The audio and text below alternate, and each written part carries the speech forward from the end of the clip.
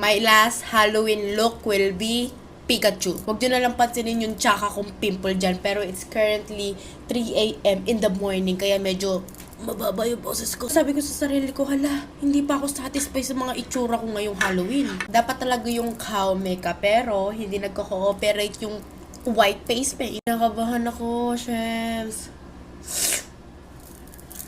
Eto na. Sana mag-cooperate ka, bakla. Susunugin kita. Yung white face paint ko kasi dyan, tila kurimaw. Ayaw gumana eh. Oh, baka tanongin nyo, bakit si Pikachu, be?